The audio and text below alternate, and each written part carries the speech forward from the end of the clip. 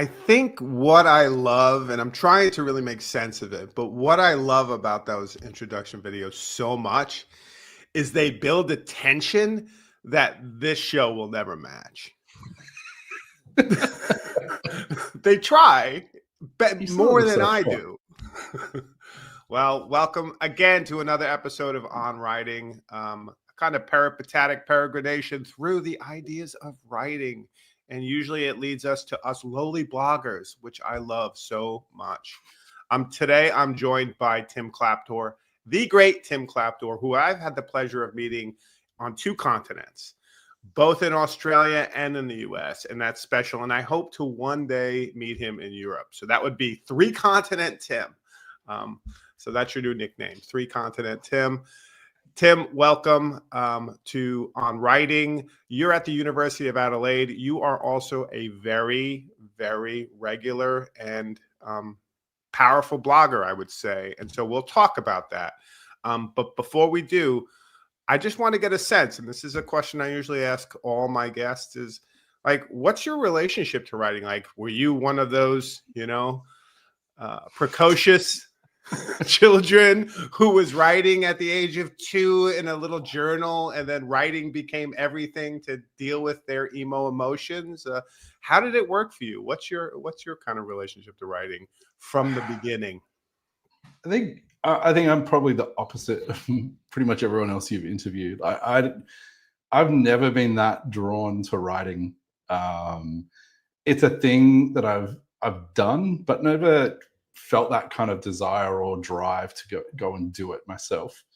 I kind of had this idea of like the analogy of the cook versus the chef. I think a writer is someone like that's an art. There's a craft to that. That's that chef version. I'd never claimed to be a chef. I can cook. I can do all the things that make food edible and tasty, but I don't have that art. I don't have that craft in my kind of back pocket. I've never kind of pursued writing in that way. I think I probably jumped straight into the emo that's probably my first time writing was that. Did a little bit of like correspondence, having spent a year overseas. I had one friend that we kept in touch, writing ridiculous amounts of like letters and cramming it full of stuff. So we didn't do it very regularly, but we kind of had volume as a thing that we would do. And then I don't think I really picked up a lot of writing until university. And then we kind of got forced into doing a blog. That was the first time. So 2000, I can't even remember what platform that was on.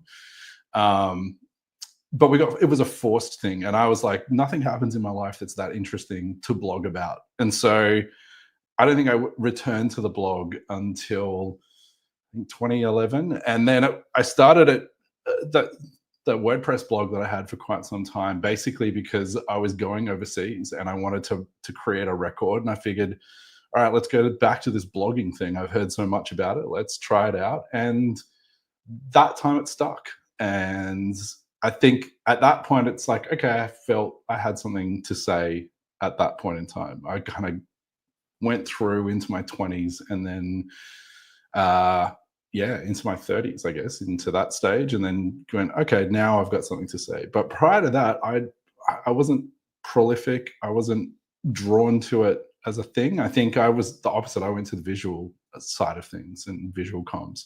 So doing graphic design and multimedia at university. So you're actually a university student who was forced to blog. Yeah. So that's like a whole nother generational thing. There are many university students out there that I have traumatized with forcing them to blog. So maybe this is also a therapy session. I think that was a strategic thing out that lecture. I mean, this was, even though blogging, this was 2000, like, so it was pretty early days of blogging. I think the official history kind of kicks off at 2006 when the platforms came out. So this was prior to that. And yeah, the academic we had teaching us was really kind of cutting edge kind of guy. So pushing us in was how he was trying to get us. But he also made us like hand code our first websites. So that was build it in Notepad, do it, close all your tabs. There's no hints, no tips. You just keep doing things until it doesn't break, and then go, oh, I've learned how to code in HTML. So there was a lot of trauma inflicted upon us. Well, two things there though. One is I like that you say, I'm not a writer, that, and then you come up with a great metaphor analogy with the chef cook, which you're working against your own your own argument by coming up with such a good one. But secondly, there is that kind of moment in the late 90s, early 2000s, right? Like where a whole bunch of people, and I think Kathleen Fitzpatrick talked about this, but a bunch of people who have been on this so far talked about this. Like it was like a moment where if you picked up some skills like basic hand coding of HTML and understanding some of the basics of how the web worked, you had a career potentially. Like you could walk into a place and say, I can create a website or I can do this. And people would be like, you can, you're hired. At least that was a bit of the case of the US. And how did you kind of start to get into the tech side of things? Was it because of that class? Was it something else? Like where are your origins and do they coincide with your writing? It's funny you mentioned Kathleen because I watched her interview, and she mentions Mackenzie Walk, who, funny enough, also links together one of the other guests, Kate Bowles, because he was an academic at University of Wollongong, or they were an academic. I think it's been a transition since, but they came to Wagga actually, brought in when they were trying to set up this multimedia program, and he spoke. So I think it was like 96 probably, and that was the first kind of introduction to just digital stuff. Like before that, I had no idea that any of this stuff even existed. They spoke really interesting about like technology and culture, and there was a couple of other speakers that showed off like building stuff using Director and all the stuff that came before Flash. That was all kind of like demoed. I'm like, okay, this is it. I'm kind of interested in this stuff. And so when I went to university, it was the first intake of multimedia students. And I figure I'll do multimedia and I'll learn about how to make stuff on screens, and then I'll do graphic design, I'll learn how to do print. And then that should get me a job doing something creative. And I did that kind of for a while. We got to third year and I just couldn't commit to, like, basically the only thing I needed to do was do a 1 year project, and I couldn't commit to anything for a year. I freaked out and dropped out. And then I'm like, okay, I got a job as a graphic designer, did that for a few years, and then came back. It was like, all right, just get the degree. But I think it was even before I finished that, coming back and getting the degree bit, where the university was looking for someone to do multimedia. And they had someone that I actually went to the university with, working on a whole heap of stuff, and they just needed someone to take over from them.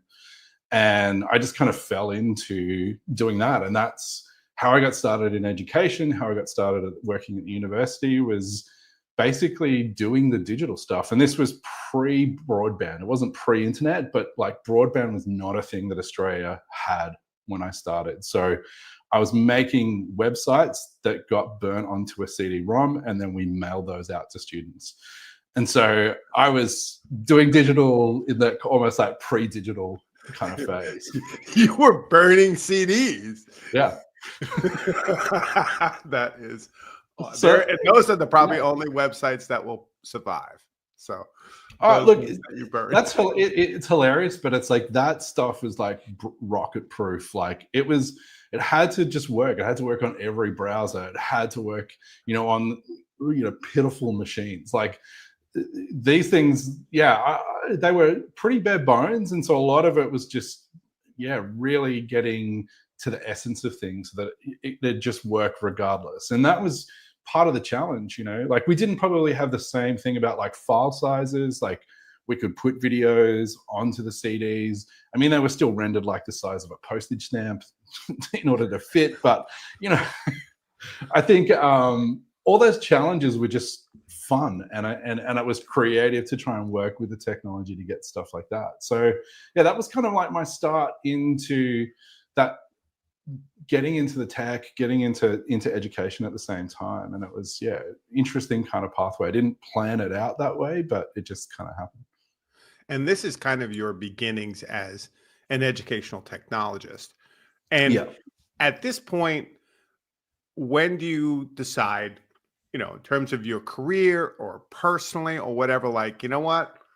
That whole writing thing I did as a letter writer and kind of as a early student, I'm going to return to it for my, whether it's professional or personal, like what kind of pushed you to say, like, you know what, I want to start writing again?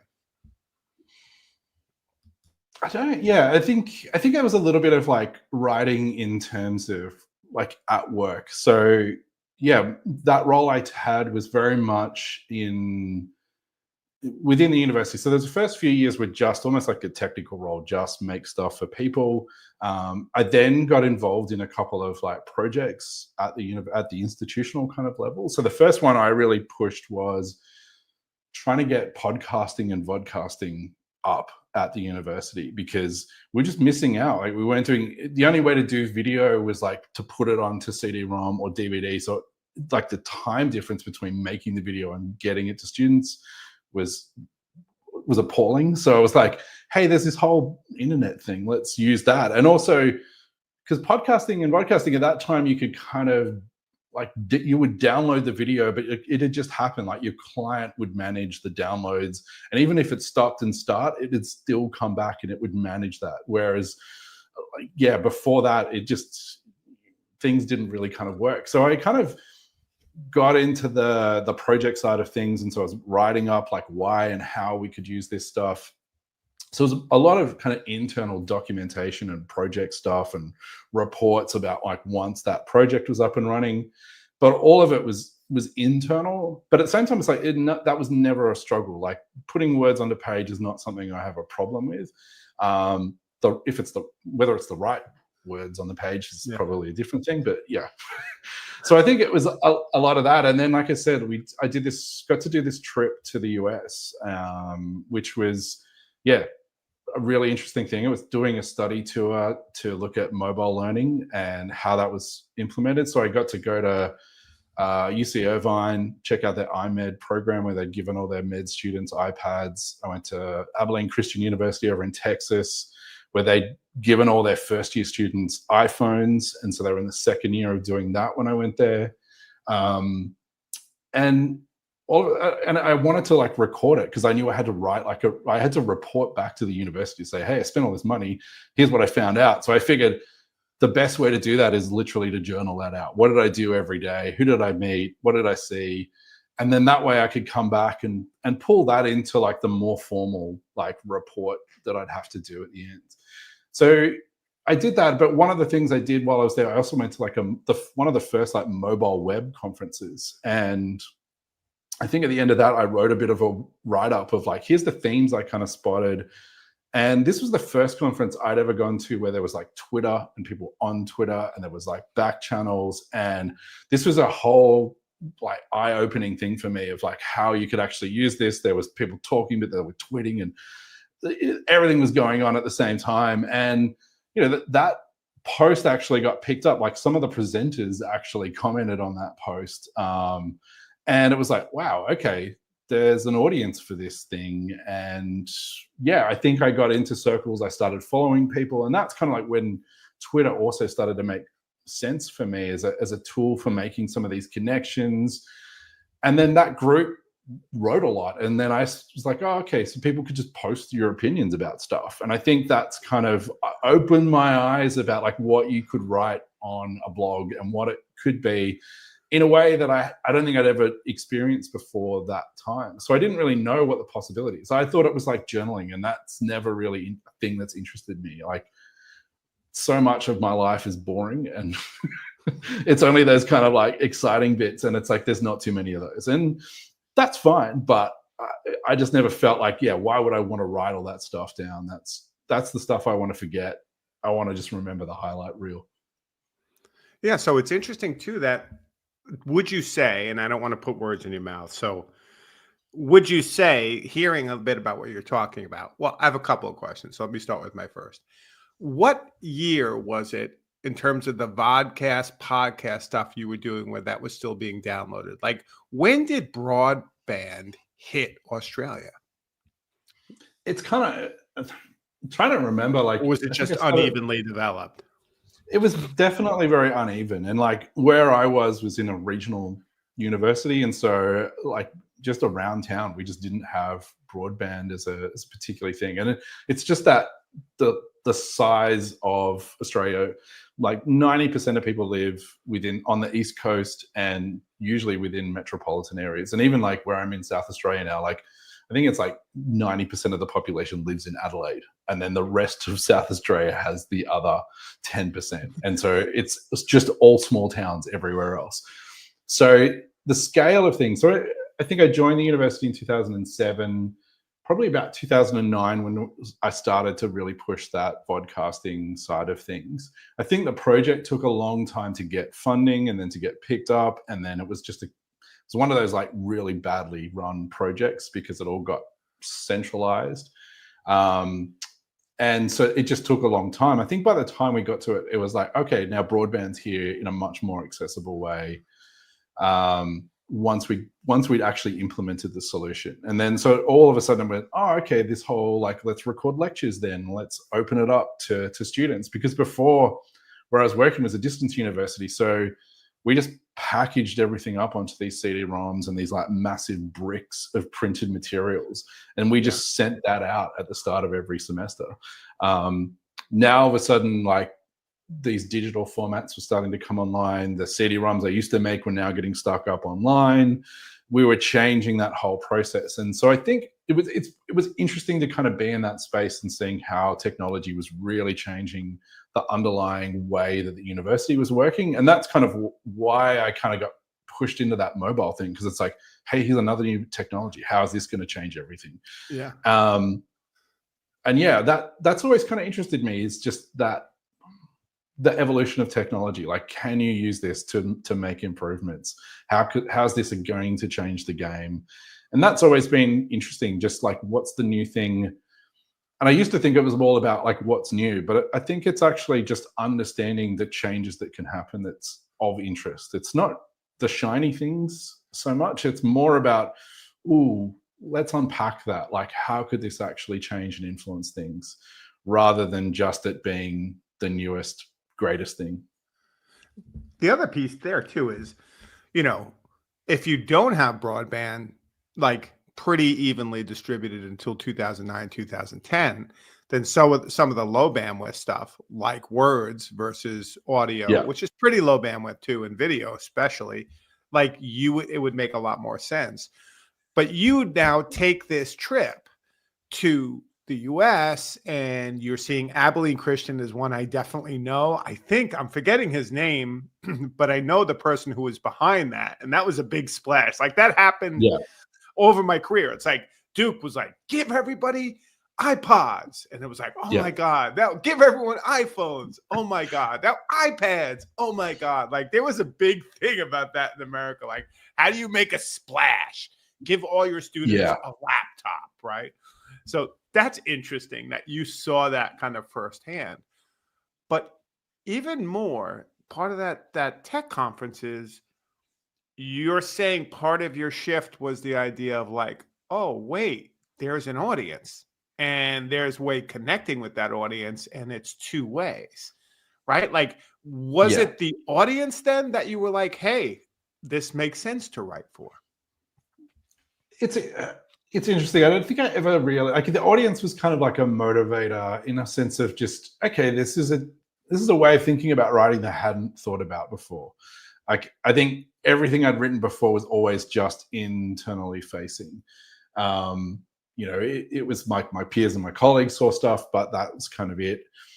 I don't know if I was really drawn to the audience per se. It was just, okay, this is a different way to think about writing. And I think about the same time, like, I guess there was that kind of congruence of like what writing did was connect different ideas for me. And all of a sudden it's like, oh, this whole blogging thing is not about you necessarily. It's about you sharing an opinion or a way of thinking about something. And then someone else sees it and comments. And I think that's probably what it was. It wasn't the audience. It was about the kind of connections that you could make and seeing how other people saw the world. And I was like, oh, okay, that's interesting. So yeah, I don't think I've ever written for an audience. I think it's always been about me being able to like think through an idea to try and express something or communicate it or make those connections myself. I think, but the audience part of it in the sense of like I like that idea of like that network and nodes and all those like that imagery of that's what writing is that it's about, it allows other people to connect to you, to connect to your idea or see it from your perspective that is a little bit different. And I think that felt powerful and engaging, is that idea, rather than the numbers of how many people looked at this or that it was just that this could be a point of connection. Yeah, that someone might read it. Like, I think Yeah. I've heard it recently. Tom Woodward or someone talked about this message in the bottle, right? Like, you're Yeah. putting out a certain amount of hope that, hey, like, I'm putting this thing out there, but because it's online and because it's open and public facing, there is a sense that there's a connection.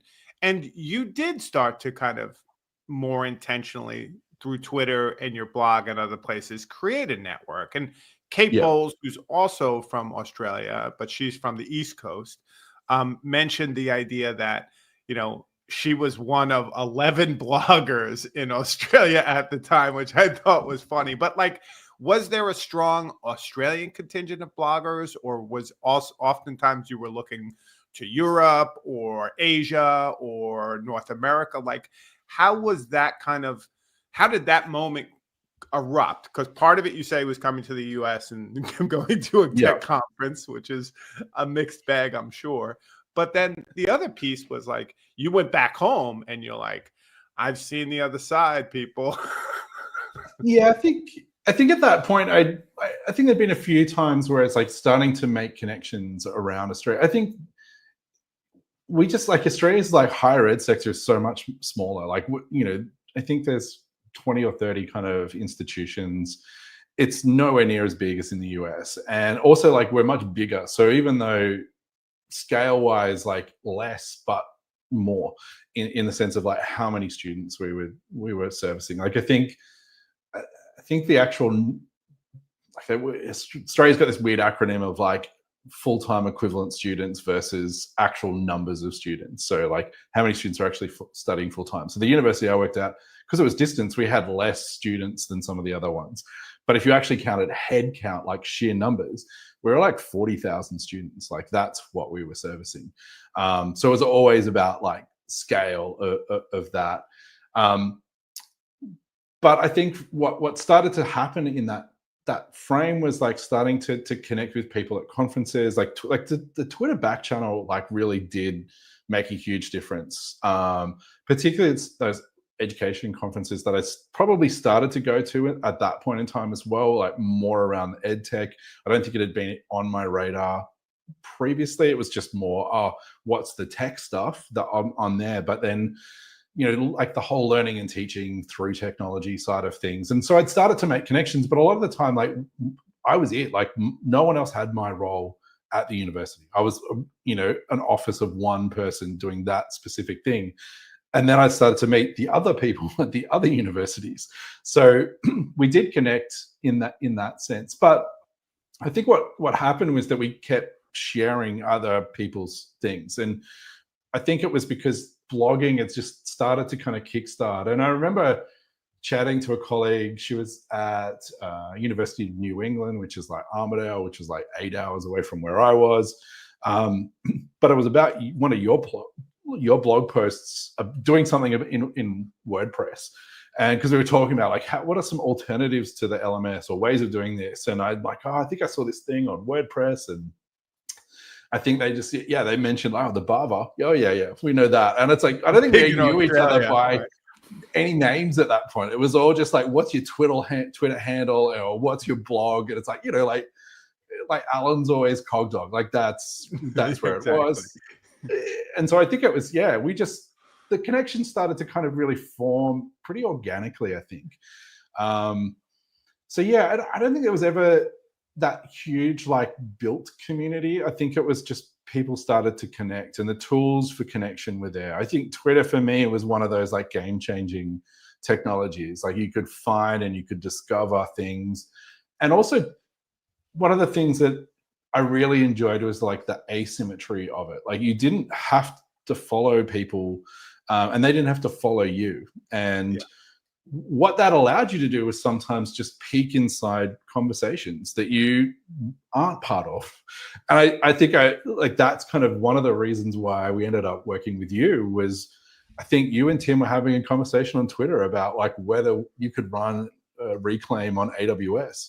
And I wasn't part of the conversation, but I followed you both so I could see, because you were adding each other, I could see those in my feed. And I was just like, oh, if you've got AWS, then we could use you because we're kind of like locked to regional things. Like you have to run certain applications within Australia for a university to say yes to.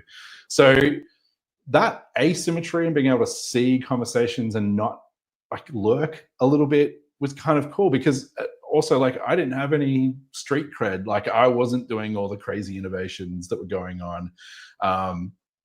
So I think that was really, you know, an interesting part to what was happening. And I think why Twitter was such an important kind of media at that point in time was just, for me in particular, it was just the right time, the right tool.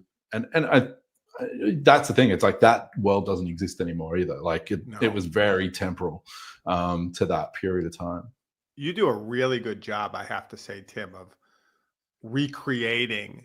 And it's interesting because, you know, sometimes the on writing, I mean, my own like conceit of this is I'm interested in talking about what writing does for people over their career and for their work. And you just really broke down for me a beautiful sense of like, some of it is temporal, right? Some of it is the conditions in which we're coming up. But Twitter started to emerge. You did feel like people read you because your link was there.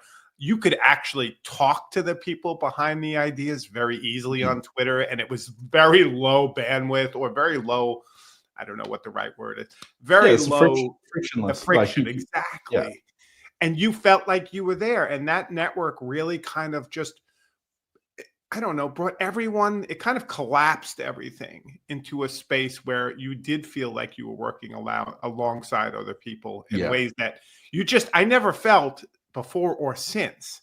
And that was a powerful tool. You know, we can mourn, and Twitter, even before the Elon Musk takeover, started to lose a lot of its luster for people, and people left on their own accord because they were tired of being bombarded with the horrors of the day. But I do think that there is a moment there where you felt like you had something and someone to write for and to. And I love the idea also of the connections right there in Australia between you were one person at your university doing your job, yet there were probably, you know, 10 or 12 people like you at other jobs that you connect with this tool. Right. I think, that was probably the key. That was the thing. It's like, I think I didn't have like the unit I worked in was distributed. So where I worked was like a multi-campus university. And when I say that, it's like multi-campus in terms of like the distance from like New York to Florida. Like that's literally the geographical footprint of the campus. Thank you for helping out a stupid American with a U.S. example, because I need it. As an Australian, I struggle to understand. Like I don't understand like how Queensland is as big as it is. Like it's nuts how big that state is.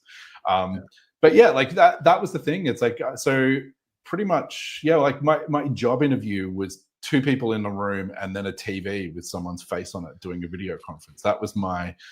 And that just became the norm. That's how you worked. And I really like that idea. Like temporality was a really interesting thing. But I think the other bit was just like that shrinking of distance, because all of a sudden it was like having hallway conversations, even though no one's in the same hallway. We were sharing spaces they'd collapsed thousands of kilometers of space and in on each other. And there's time differences and things like that. And I think that asynchronicity of blogging versus the real-time Twitter is one of those really important things, is like not finding stuff in the linear sequence of time is actually sometimes really important. And I think that's the beauty of blogging in reality, is that it becomes like a line in the dirt and a place you can return to at some point. And it's funny because I think I've started to get into this bad habit of like, maybe I'm just getting forgetful, but it's like I can't get up to a point in writing something like, I'm sure I've written this before. And then I'm like searching on my own blog. I'm like, oh yeah, I said that.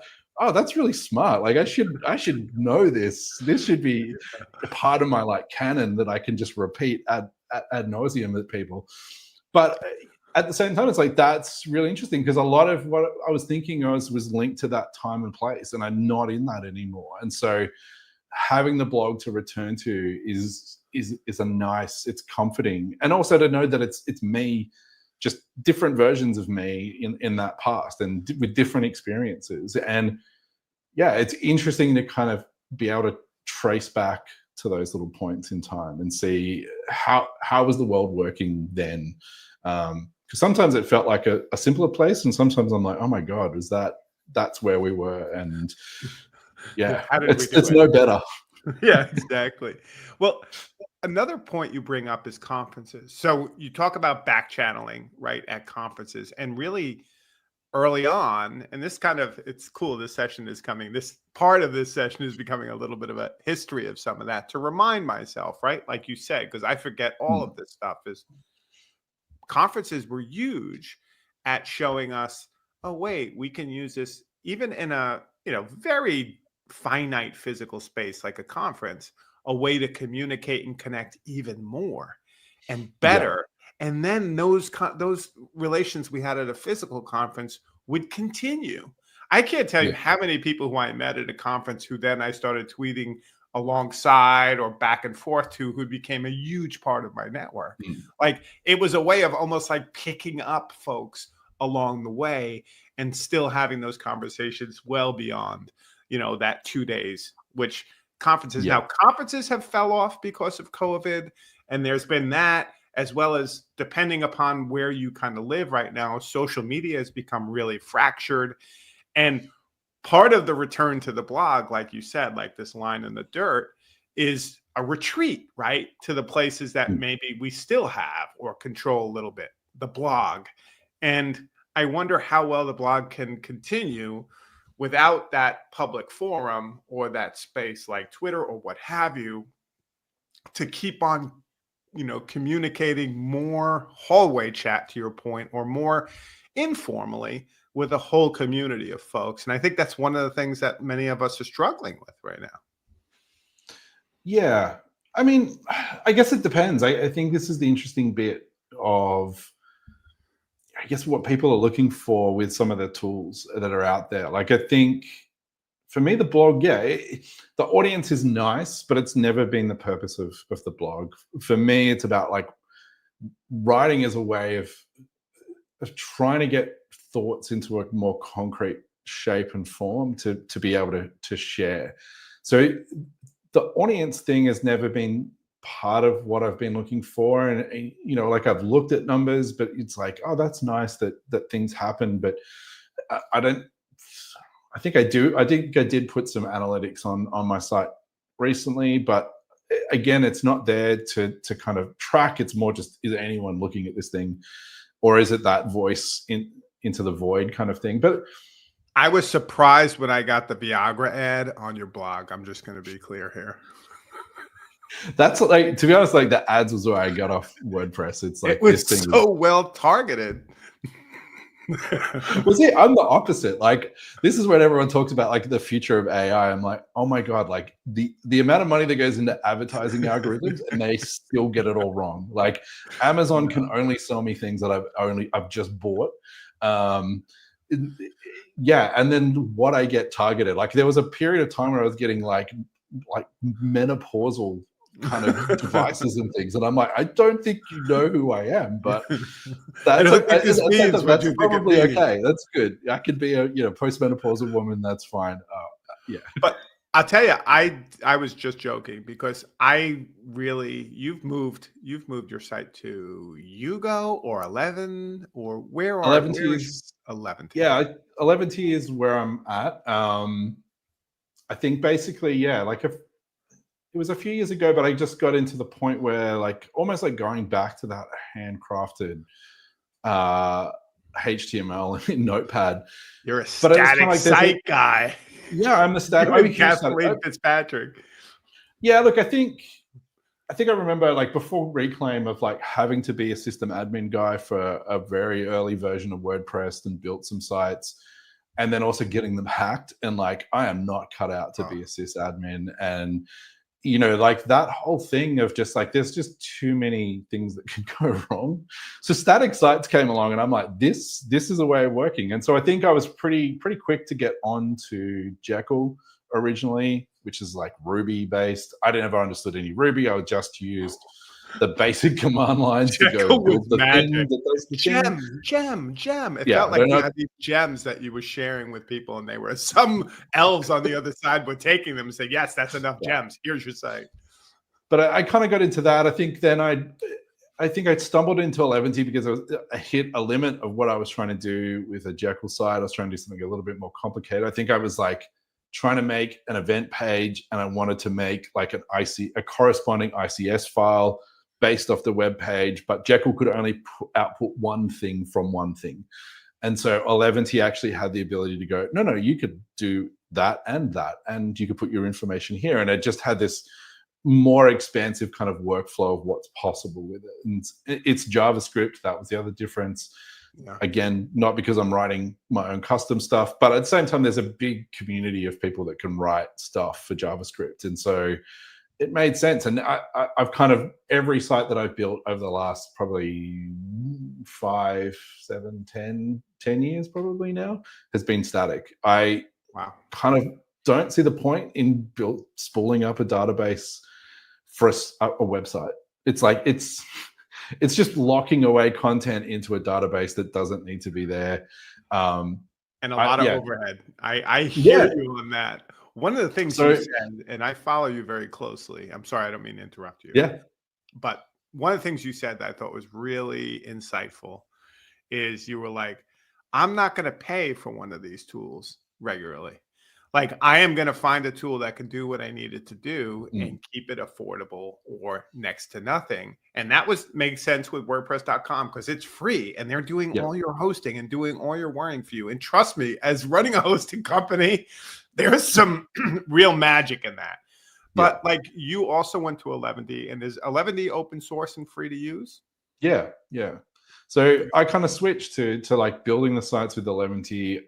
I still pay for like GitHub because I've got a like thing of like, I'll pay for something to keep it around. Like, I don't necessarily go in for the free version of everything, but like, so GitHub hosts pretty much all of my sites. And GitHub Pages works. It's just literally pointing a domain at a repo and adding a CNAME record to your repo, and then it's done. And it's like, okay, cool. This is the lowest overheads I've got. You've got version control because it's Git. There's a whole heap of like benefits of just that workflow. And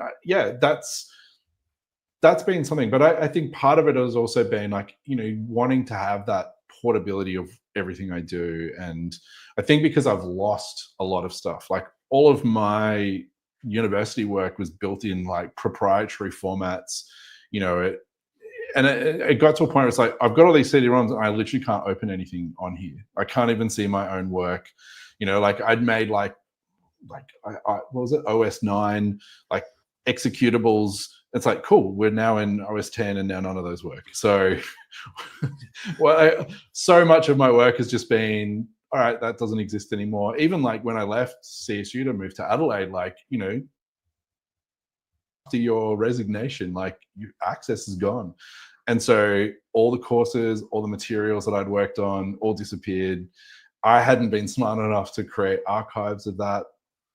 So it was only the things that lived in the domain, lived in GitHub or Dropbox that I still had access to. So I think everything's been pretty ephemeral. And I think I've been scarred by that in a sense of like just having a better way of thinking about this stuff. So, everything I write now is Markdown, because I can open it in every app. I don't even need an app. It's just runs and it works, and I can look at it, I can read it, and also I just can grab a folder, stick it into any static site generator, and just go make this into a site now. Yeah, it's nice. And that functionality is just super empowering to kind of have that as your output, as a bit of a legacy as well, to kind of go, this just works. It's human readable, it's machine readable, you can do all these things. And I think that's kind of where I'm interested in pushing things now, is like, how do I apply these really simple tools to kind of add extra features. Yeah, and it's interesting too. We had a school, University of Pennsylvania, some of the technologists there were like, we would really love more information about helping our students make static sites with various tools and how to host them in their cPanel, whatever, but get away from WordPress and some of the database driven. So we're working on a series right now, which is why I'm interested in 11D and Hugo and all of them, about like, how do you do that simply on, your cPanel or wherever, if you're not doing GitHub or whatever. But Ken Lane was one of the first people who I saw doing the whole GitHub sites thing. And it was interesting, GitHub can be a little bit of a learning curve for some people, though. That's one of the things, I'm not saying it's complicated, but Git as how it works as a feature can seem its own little bit of magic, right? So there is kind of figuring that out. There is a bit of a learning curve. Yeah, I think I've never that kind of idea of being a generalist. Like I learn enough to be dangerous, but never enough to be particularly competent. So it's, again, that cook versus the chef mentality. It's like, I learn enough to kind of get by, but I'm never going to be that like at that level of kind of artistry and craft. So it's like, like Git, it's like, I know how to commit stuff. I don't know I don't, all these people talk about all this extra stuff you could do. I don't know any of that. I've never had to. I just like, I've rolled back on versions every now and then, but that's it. Like that's as far as it's ever gone for me. And I think sometimes like we can overcomplicate these things. Like there is like, yes, it's super powerful. It can do all these things, but you don't have to do that.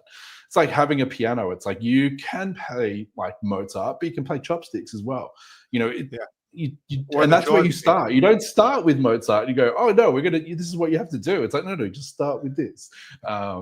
These are the notes. These are the things you can play with. And I think, a lot of the static site stuff is like, don't go to the Mozart end of things. Stick to just, these are the notes. This is what you do.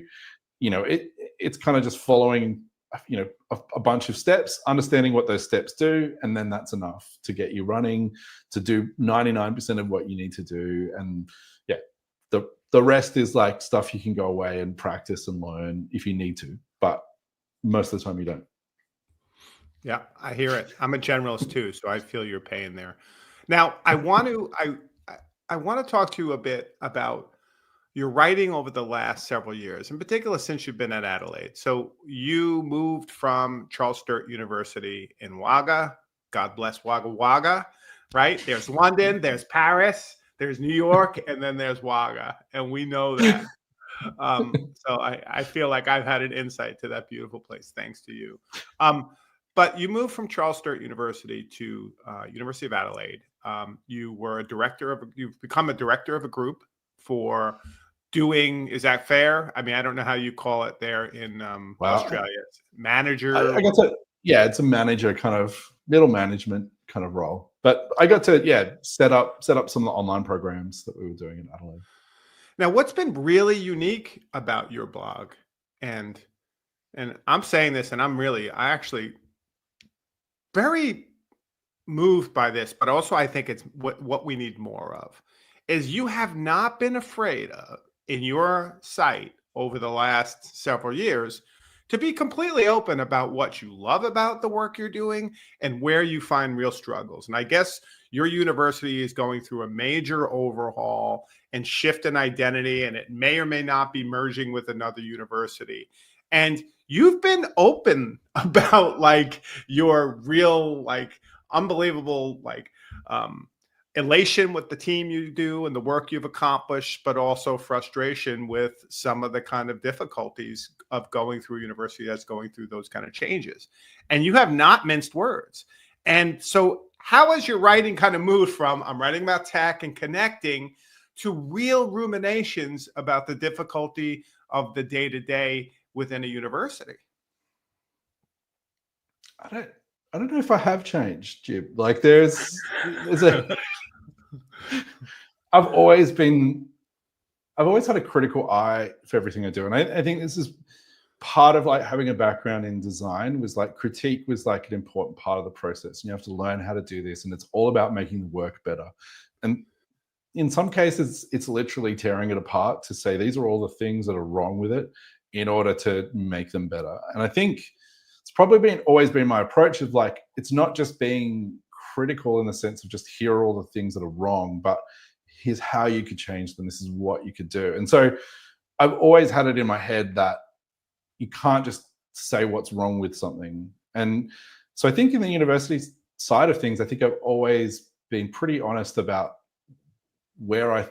how I see things in that sense. And so being quite critical. And the reason why I said it, I think I've always done this is because I did have an incident maybe with a vice chancellor, like president of Charles Sturt, who came to campus for a visit. Was kind of in the kind of staff student kind of like lunch area, and I would down there to eat my lunch, and he would kind of made a whole thing like you could go and sit with him and kind of have a chat. And I just went to the furthest corner away from that. I had my headphones on, I'm eating lunch. And then all of a sudden I get a tap on my shoulder and it's the vice chancellor that wants to sit with me and have a conversation. And he brought up something that I'd written on my blog, wow. Which I didn't know he read. Interesting. But yeah, so that was quite enlightening. And it was about like being critical about like the way that the academic system works in higher ed, that it pushes out like, this ego-driven kind of thing. It's all about like, what do you do as an individual? What are how are you contributing to research? Become so focused on that rather than, what's the benefit of research that the university brings to its community? And I'm like, and he was quite taken by that. And it was kind of refreshing to kind of hear someone not be offended by being critical of the work, which was, not always the case with how some of these things. And that might have been like why Kay was a bit scared when she got outed onto a list of top 10 bloggers. So yeah, I think I've always had that, truth to power kind of way of thinking about things. But at the same time, like, I don't think I've ever written anything that I wouldn't say to someone's face either. So while it might come across as being harsh or critical, it's like I would call it out the same way. And there's a lot of privilege baked into that kind of way of thinking about things. But I think it's just about being true to yourself in some ways in that space. But I've always kind of felt that, sometimes you need to have that critical aspect of things, that things can only get better if you call out what's wrong, that sense of honesty. But I think in the blog as well, like, I've really always appreciated people that show the facets to themselves. Like, I think there was a few debates on Twitter where people were talking about, do I just, do my professional face? And if you look at like LinkedIn, that's that version of it. Like, it's so sterile. It's not pleasant to kind of hang out in that kind of environment. People, and Instagram's probably another one where it's like, this is like people living their best life all the time. Exactly. And it's like, that's not real. Like, that's why I didn't write about all the mundane things that I was doing every day. Like there's no point to that. So I've always appreciated people that put all of those things that show like, this is me with my family. This is the hardship that I'm going through. And I think that's been a kind of guiding light to like, that's what I want to blog. Like, that sometimes writing is not about like, this is critique of ed tech or about this. It's about like, I feel like crap and work makes me feel like crap. And that's okay that should be okay. We should be okay with saying some of those things. So yeah, I think that's what I've always tried to make sure, because again, the blog is my space. It's me writing about like things I'm thinking and feeling, and it is about trying to make things a little bit tangible. And sometimes it's cathartic to just write it out, leave it, and walk away. Like I think that the post that always sits with me is like it's one called The Fire, which was basically the day that our house burnt down was like pretty traumatic event. And that night, I think it was hit midnight, and I just literally wrote out, here's what happened. Like, and it was one of those almost like automatic writing tasks. I just wrote it, might have done a spell check. I don't even know if I have, and then just hit it and sent it. And I referenced that post. I don't know if I've ever gone back to reread it, but it's like, that's a thing that happened. I know it happened. It was cathartic to kind of at least document, this is where I'm at, and a thing. But you know, I can now walk away from that. And I think sometimes that's the purpose of the blog, is to just let it out. It's like having the conversation if you can't have the conversation. So I think work sometimes is, these are things I don't necessarily say in the workplace, but I feel comfortable at least writing about them. If someone from work found it, they'd probably have words, but I'd still be willing to have the same conversation with people face to face. And I think that's I mean, you nailed it for me. There's an honesty to your writing on your blog, right? You'll talk about, the merger and all the shit that's happening there and how it's driving you crazy. But again, you're not being unfair. You're not being like, abusively attacking. You're calling it like it is. But a lot of folks won't do that. And that's where their writing shuts down, when they're reflecting on these things. And I think we lose a lot of insight as a result. Maybe they're afraid of reprisal, and that's understandable. Like, some of these universities, I mean, will, not be as understanding, let's say, as that vice chancellor at the lunchroom. But there's also like an authenticity to your site. Like, I agree with you entirely. I'd stay away from LinkedIn. I got off of Instagram because it became a man and dog site. And I was like, what am I doing? Like, posing with my dog. I mean, I feel ridiculous. So, I kind of had to jump off that. But there is this sense, when we talk about our lives on our site, those are always the posts that I write. And I don't write any one kind of post. It's completely, whatever I'm thinking of or interested in, and that's where it goes. But like, you'll write posts that, some of my favorite is, you'll just reflect on this month. And they'll be you say you don't want to include the mundane, but for some reason, I love the mundane of hearing about, like, it's dark now. You're in winter where we're not, we're going into summer. And just those very subtle differences that you narrate and share so well, that keep me coming back, that keep me feeling like I'm connected with Tim Klapdor, even though there's thousands of miles between us. I think that's always been the attractive thing about like blogs, is that way of connecting. And I think that even like Facebook is always like, I haven't really ever kept in direct touch with a lot of my friends that I made when I was in Sweden doing a student exchange. So, but like, we've remained connected on Facebook. And so I kind of see life being narrated, and it's like, this makes me feel connected. It's like, I think over the 20 or so years since I've been there, like, we would have surely deviated. We've gone in different directions in all of our lives, but there's something about just being able to see what people are up to and have that. And then I think that, the monthly thing has been a bit of a like format revelation for me, of like, I like this. I saw, now this is my problem. I can remember the Mastodon handle was like Davitron 5000. I can't remember the guy's name.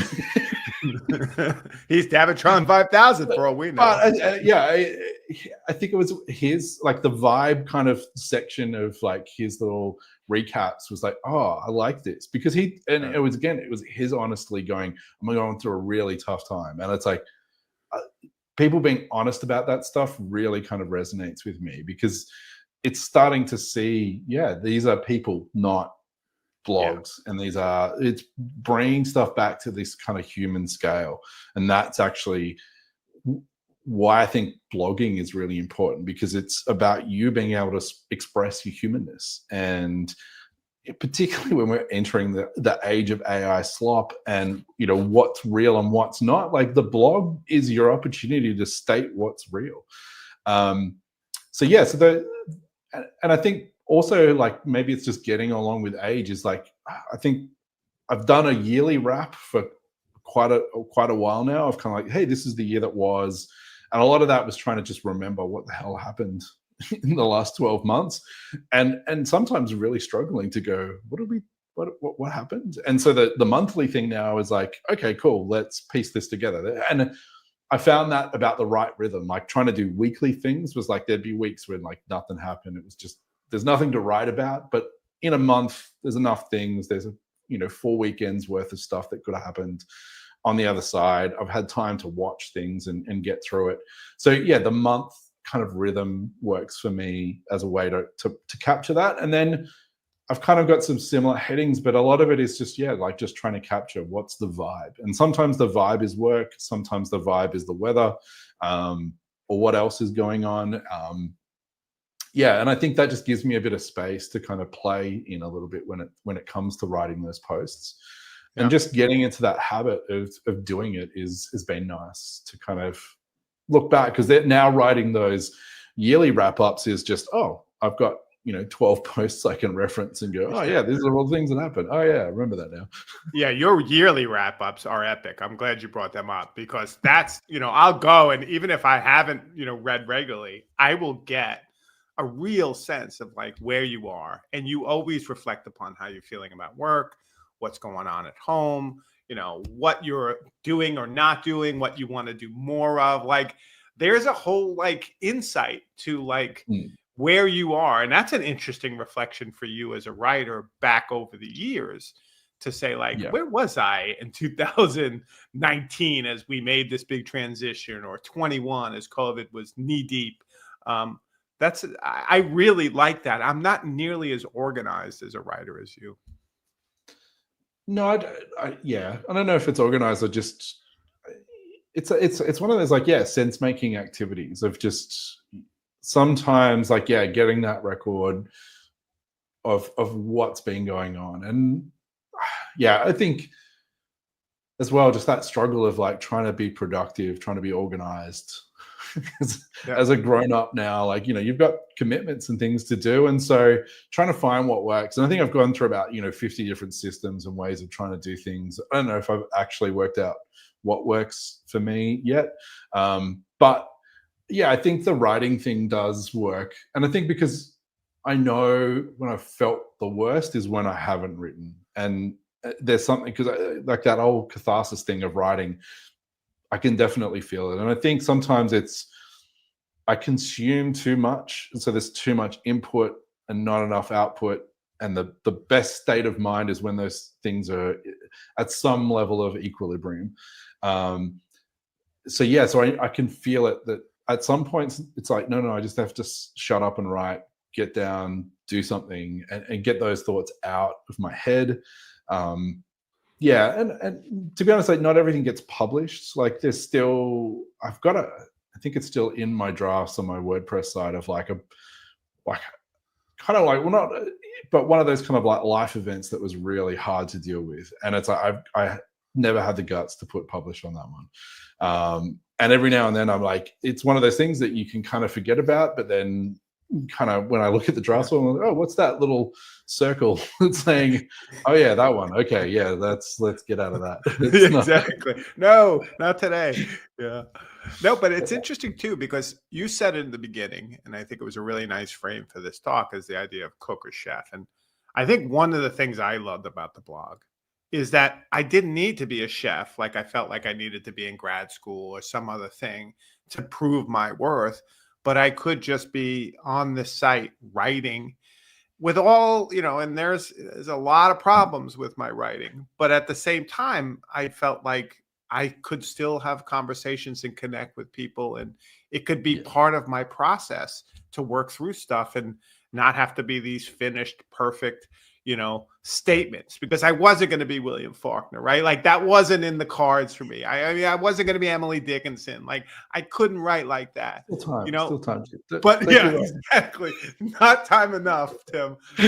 But I could do this, Yeah. and it felt like you said when I did it, there was a sense of relief, and there was also this habit forming that felt Yeah. healthy, like one of the healthier habits I've formed over my professional and personal life, to kind of get this stuff out and deal with some of the demons and hauntings, but also the good stuff, because it's not all, like I'm just running away from those demons that are chasing me down the block. Like there's also a sense of joy and connection that Yeah.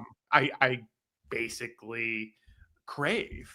You know what I mean? Yeah. And so if you were to think about that, and as we're going into the kind of new moment, post Twitter that you talk about, post COVID and all the damage that COVID did, both personally and professionally, what would you like? What is your kind of outlook for writing? And if someone were starting a blog right now, like they were going on and they were going to start this journey, like what would be your advice? Like go back? Like what would you tell someone who wanted to start writing and was listening to this and us kind of talking about writing? Like what's the benefit? Why do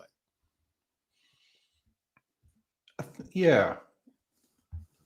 The advice thing's hard because it's that temporal thing of like, we're in a very different age and space. But I think just coming back to that idea of like the AI thing, of like coming back to like being people and being human. And I think that idea of human scale and operating at that level is really important. And I think the reality is like, humans have limits, and I think this idea of kind of like exceptionalism and like we can do everything, and it's like we all can't do that. And I think writing is a way of kind of like understanding like what are our limitations of the world around us, what are we limited by and experienced.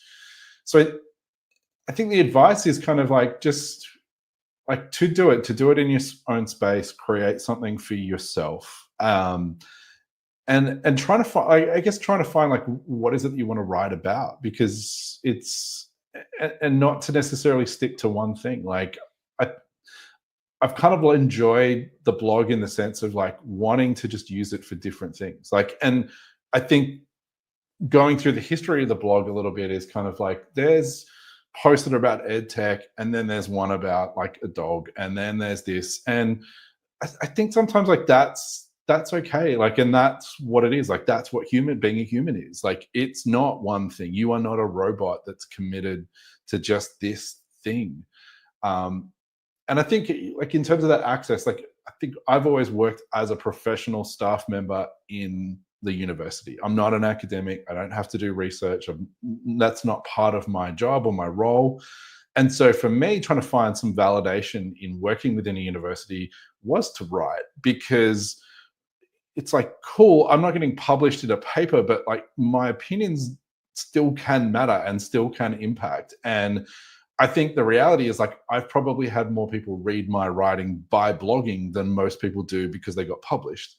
And I always found that kind of interesting. And there's been a couple of instances where like, people have quoted me, and like now I'm referenced in a book or in a paper, and I'm like, oh, that's interesting and satisfying that the words kind of resonate in that way, that people feel okay to kind of quote me, and that I've got some kind of validation there. But I think the advice is more like, but it's always starts with doing it for yourself, and what do you want to convey, and what do you want to communicate, and what do you want to connect around. That's the kinds of things you want to write about.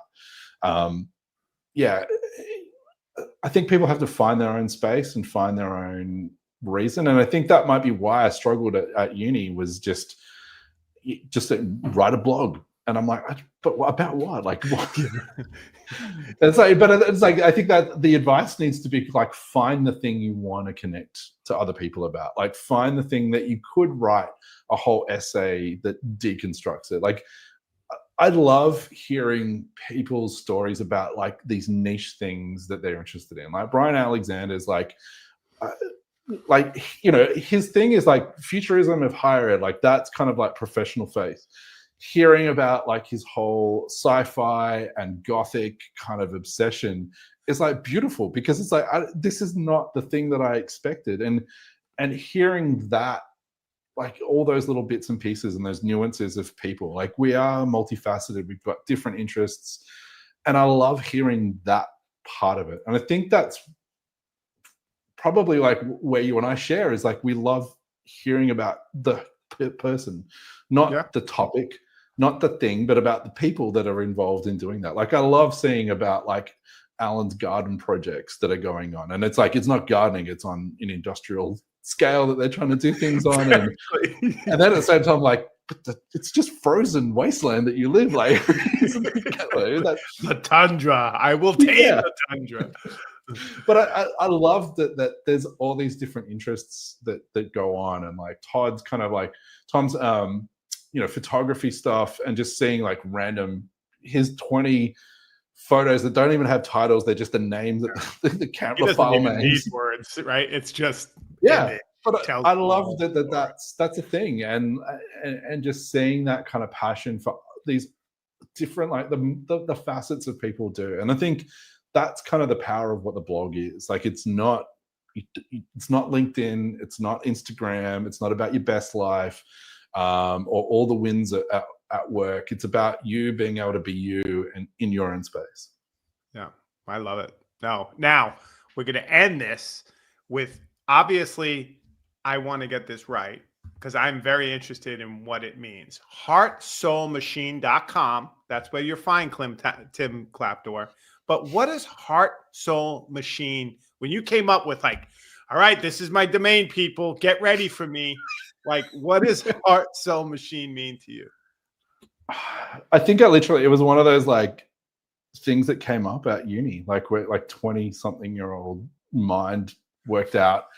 I think it was kind of like trying to sum up like what it is that I'm working. And it's like, so the machine thing was always like, I'm more interested in the technology side of things. That's the cog and the code, and I like building the machines. But at the same time, it's like the passion is about trying to find like the heart and the soul of that thing. And I think on the post now, like I've got the about page, or it's on the front page, just about like this. I think I stole it from like a metal band that no one's probably ever heard of and no one will ever know. But like they had like an album or even an EP, like Heart, Soul, Fire. And it's like, okay, cool. That's cool. I just replaced the fire with a machine. That's basically as creative as a 20-something-year-old can get. We steal other people's work, but that kind of made sense. And I think that's kind of always been in the background of what it is that I do, trying to work out, like this is the stuff I'm interested in. It's like, the people elements of stuff, like working in edtech, it's never been about the tech. It's about like the way we can change students' lives and the ways that we can teach better and the ways that we can get more impact on things. It's not, this is new and shiny. It's like, hey, here's a cool new way we could do this. And so that's kind of, that heart and soul of trying to get to connecting with people, and then the machines being the ways that we can kind of do that. So that's the name. Are you going to come up with a song like Heart Soul Machine, Heart Soul Machine, Heart Soul Machine? No, I haven't yet. I mean, I've started playing the guitars a lot more, and it's got to guitars now. So there's multiple in the corner over there. We'll start a remote band. We'll get the band back together, Tim. The dead movement might have passed, but we need something to replace them with. Look, you're the best, Tim. Thank you for joining us on this season or this series or this episode. I don't know what I'm talking about because I'm so transfixed by what you said. And I really did love your explanation of why blog. And I think that's what this series is. So thank you for joining us. And I hope everyone enjoyed it. And we will see you again soon. Big fan. Thanks, Jim.